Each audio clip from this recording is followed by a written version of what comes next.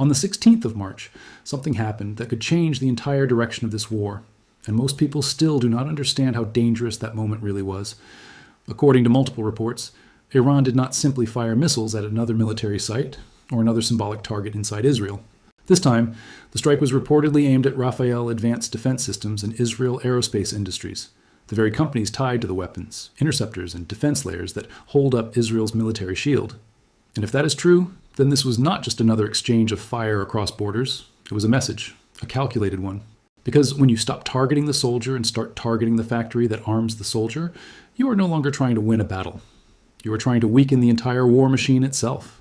That is why this story matters far more than a normal headline. And by the end of this video, you will understand why this strike could have consequences far beyond Israel and Iran. We are talking about the future of missile defense, the survival of regional deterrence, and the economic shockwaves that could hit the entire world if this continues to spiral. But before we get there, I want you to think about this one question. If a country starts running low on interceptors, and then the factories that build those interceptors come under direct fire, what exactly happens next? That is the mystery at the center of this entire situation. Because reports from Iranian state-linked media claim that this attack was part of Wave 55 of Operation True Promise 4, and the weapons listed included Fattah hypersonic missiles, EMAD long-range ballistic missiles, Ghadr missiles, and attack drones. Now, whether every single battlefield claim can be independently verified in real time is always a separate issue in war. But the bigger point is this. The target selection itself appears very different from what we have seen before. Iran reportedly did not focus only on bases, command posts, or forward military positions. It reportedly went after the production backbone behind some of Israel's most important defense systems. And that changes the conversation immediately. Because most people hear the words Iron Dome and assume it is simply a government-run military shield directly controlled by the state. But Iron Dome is also a product, a system built by industry, supplied by factories, supported by engineers, and sustained by manufacturing capacity. Rafael Advanced Defense Systems is deeply tied to that structure. It is associated with Iron Dome. It is associated with David's Sling. It is associated with Spike anti-tank missiles. It is associated with Iron Beam, the laser interception project that Israel has been pushing because lasers promise something traditional missile defense does not. They promise a cheaper shot, a much cheaper shot. Because firing a missile interceptor at every incoming rocket, drone, or ballistic threat becomes brutally expensive over time, and that is one of the most overlooked parts of modern war. It is not only about whose weapon is better, it is about whose costs are sustainable, it is about who can keep producing under pressure, it is about who can absorb attrition longer. Rafael is not just another contractor sitting on the edge of the battlefield, it is part of the industrial spine behind Israel's defensive architecture. And reports suggest that this is exactly why it may have been placed in the crosshairs. Now here is where the story becomes even more unsettling. In August 2025, Rafael Vice President Yuval Bassi publicly spoke about the challenge posed by Iran's hypersonic missile development. And his warning was not a casual one. He said that hypersonic weapons represent a new era in air defense. Think about what that means for a moment. A senior executive tied to the company behind these interception systems was openly acknowledging that the old logic of defense is no longer enough. The classic idea was simple. Detect the incoming threat, launch a faster interceptor, destroy the warhead before impact. But hypersonic systems, especially maneuvering ones, do not always behave in predictable ways. They can alter trajectory, they can complicate timing, they can reduce the defender's margin for error to almost nothing. And if the people building the shield are already warning that the shield is being tested by a new class of weapons, then the implications of a direct strike on those same facilities become far more serious. Hold that thought, because this is where the second half of the equation comes in. Israel Aerospace Industries, or IAI, is tied to Arrow 2 and Arrow 3, some of the most important anti-ballistic missile systems in Israel's layered defense. Arrow 3 is especially important because it is designed to intercept threats outside the atmosphere. Arrow 2 handles threats higher up in the defensive stack as well. These are not minor systems. These are part of the wall standing between incoming missiles and Israeli population centers. But IAI is not just about interceptors either. It is tied to drones, aerospace systems, satellite components, cruise missile technologies, surveillance platforms, and high-value defense manufacturing. So when you place Rafael and IAI side by side, you are not looking at two random companies. You are looking at a huge portion of the industrial chain behind Israel's shield and its sword. And according to reports, both came under pressure in the same broader escalation cycle. That is not routine wartime symbolism. That looks much more like strategic targeting. And here's the part that makes this even more dangerous. Just 2 days before this reported strike, A semaphore report citing U.S. officials said Israel had informed the United States that it was running critically low on ballistic missile interceptors. Read that carefully, because if true, it changes everything about how you interpret the attack. It would mean the issue was not only incoming fire, it was also supply exhaustion. It was also stockpile pressure. It was also the math of a long war catching up with the defender. That report suggested that Israel had already entered this stage of conflict with depletion hanging over it.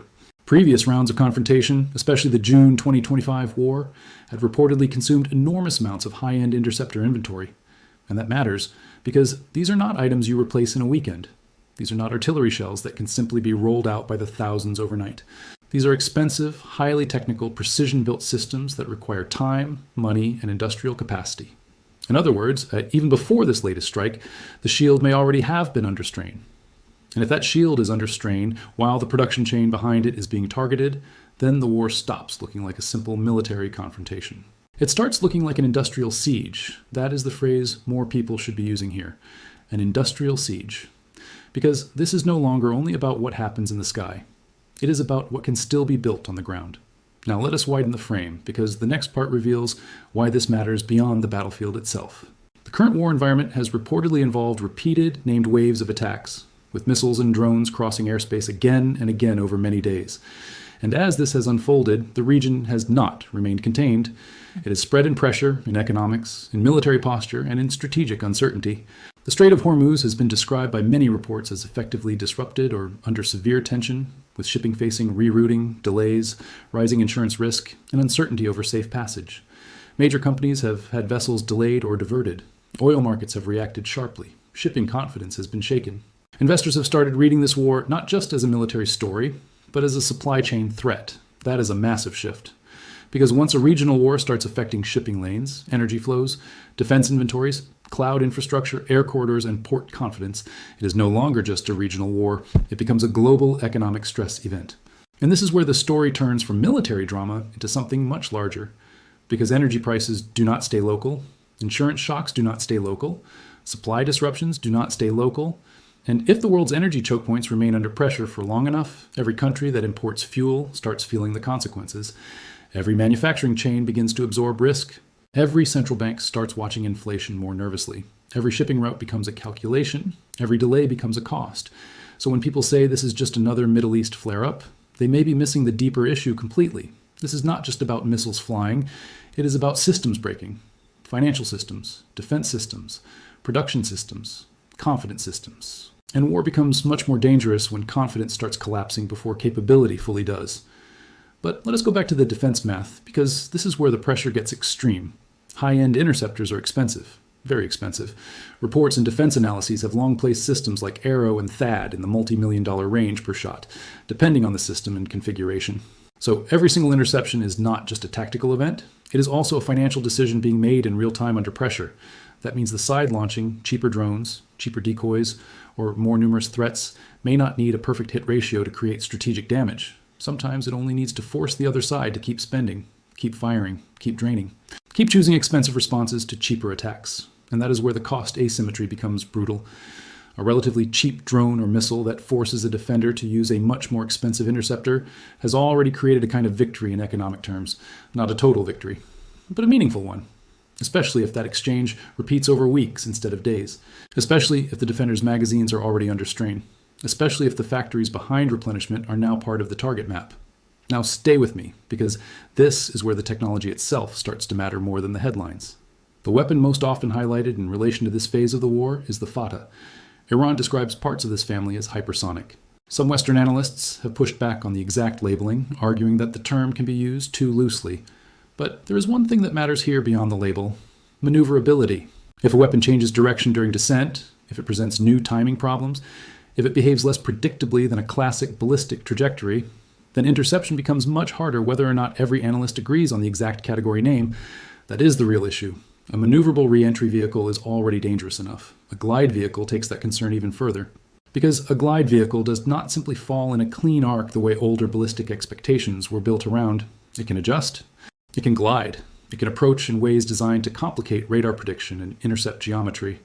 And those are not small upgrades. Those are defense-disrupting upgrades. Surviving extreme heat during re-entry, maintaining structural integrity, preserving flight stability, and controlling maneuver at incredible speeds, are engineering problems only a small number of states have been able to seriously pursue. So if Iran is fielding systems in this class, even at limited scale, then the challenge to legacy defensive thinking becomes obvious.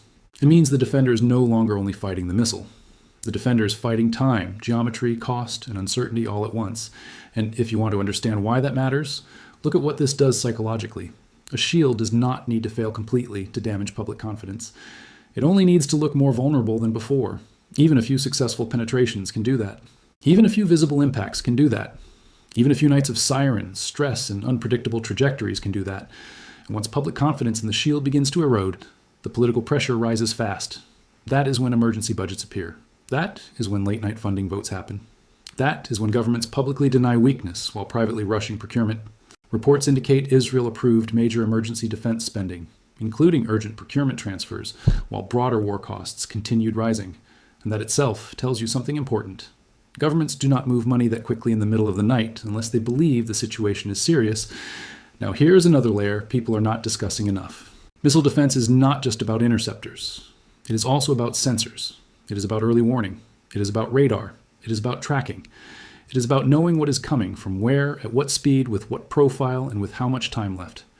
If those detection systems are degraded, then even a well-stocked interceptor force becomes less effective. Because the shooter is only as good as the sensor feeding it data. Reports from across the region have pointed to alleged Iranian or allied efforts to pressure, damage, or disable linked air defense infrastructure, including radar-related capabilities. Some claims are stronger than others. Some are more firmly reported than others. Some remain disputed. But the pattern being discussed is what matters most. Blind the sensor, pressure the radar, complicate the tracking picture, then increase the strain on the interceptors. That is not random chaos. That is layered warfare. It is the methodical dismantling of defense from the outside in. First the warning, then the detection, then the engagement, then the production chain behind the engagement. If that is truly the sequence developing here, then the long-term implications are enormous, because now the war is no longer just about defending territory. It is about preserving the architecture of defense itself. And while all this is happening, other states in the region are watching their own inventories, their own air defense sustainability, and their own vulnerability to saturation attacks. That means the fear is not isolated to one capital. It spreads. Quietly at first, then through procurement, then through diplomacy, then through market pricing, then through oil, then through global shipping, then through inflation, then through politics far outside the Middle East. This is why the escalation ladder matters so much. What begins as a strike on two defense-linked firms can become a regional question about missile superiority. Then a regional question becomes a global question about trade security. Then a trade security question becomes an inflation and recession question for the rest of the world. That is how modern conflict scales. It does not need World War headlines on day one. It just needs enough pressure on the right systems long enough for the consequences to start spreading. Now let us talk about the interception trend, because this is one of the most important warning signs in any prolonged missile conflict. In earlier rounds of confrontation, reports suggested that penetration rates increased over time as waves continued. That kind of trend matters even more than a single day's success or failure, because the first barrage is not always the most dangerous one. Sometimes the later waves are worse. Why? Because sustained barrages teach the attacker more about timing. They reveal radar behavior, they reveal interception patterns, they reveal reaction windows, they reveal where the defender prefers to shoot, when it shoots, and how often it is willing to spend. In other words, every wave can become data collection, and the longer the war lasts, the more refined the attacker's pressure can become. That is why stockpile depletion is so dangerous. It is not only about how many interceptors are left. It is also about how much learning the attacker has already accumulated. So imagine the problem from Israel's side if these reports are accurate. Interceptors are under pressure. Production is under pressure. Detection may be under pressure. Costs are under pressure. Public confidence is under pressure. And all of that is happening while the broader region remains unstable. That is not one problem. That is 5 problems hitting the same system at once. And now add the global economic layer on top of it. Oil prices react to risk. Markets react to uncertainty. Shipping reacts to danger. Insurance reacts to disruption. Investors react to duration. If the conflict is short, markets may absorb it. If the conflict drags, markets begin repricing the future. And that is where this becomes especially dangerous for ordinary people who think they are far away from the war. Fuel prices can rise. Transport costs can rise. Imports can become more expensive. Manufacturing delays can spread. Food and goods inflation can return. Airlines can reroute. Supply chains can tighten. And governments, already stretched by debt and inflation, suddenly face another geopolitical shock they cannot control. So yes, the missiles matter. Yes, the military balance matters. Yes, the tactical claims matter. But the deeper issue may be this. If the region's defense equation is changing faster than policymakers expected, then the world economy may be exposed to a crisis many people still think is just another war story. It is not just another war story if the energy map shakes. It is not just another war story if maritime trade is disrupted. It is not just another war story if production capacity behind missile defense starts getting targeted. It is not just another war story if countries begin discovering that their best systems are too expensive, too limited, or too slow to replenish in a long, high-intensity exchange. And that brings us back to the central question from the beginning. If the Defender's interceptors are running low, and the factories that build them are under pressure, and the incoming weapons are becoming harder to stop, then what does the endgame look like? That is the question nobody has answered clearly yet. Not publicly, not strategically, not economically. Because neither side appears ready to define a simple off-ramp. And wars without clear off-ramps are exactly the wars that keep surprising the world. One more thing makes this especially serious. Iran's military messaging has increasingly framed these strikes not as random retaliation, but as deliberate targeting of the technological and production enablers behind Israeli military operations. In other words, the message is not only we can strike, the message is we know what matters. That is a very different kind of signal. It tells the other side that the war is being studied systemically, not just emotionally, not just symbolically, systemically. And if that is true, then the future phases of this conflict may involve even more pressure on infrastructure, production, software, cyber-linked systems, and critical industrial nodes. That would push the confrontation into an even more dangerous phase. A phase where the target is not merely military presence, but military sustainability. And once sustainability becomes the target, the war gets much harder to contain. So this is where we stand right now. Reports of strikes aimed at the companies linked to key Israeli defensive systems. Reports of critical interceptor shortages, continuing missile and drone pressure across a widening regional theater, rising concern over hypersonic or maneuvering threats, emergency defense spending under wartime urgency, economic pressure building through shipping, oil, logistics, and uncertainty, and a war that still does not appear to have a clearly defined ending. That is why this moment matters, not because it is loud, but because it is structural, not because it is dramatic, but because it exposes how fragile modern defense economics can become under sustained pressure.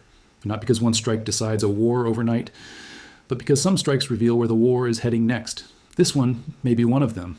So now I want to hear from you. Do you think Israel's defense system can continue holding under this kind of sustained pressure?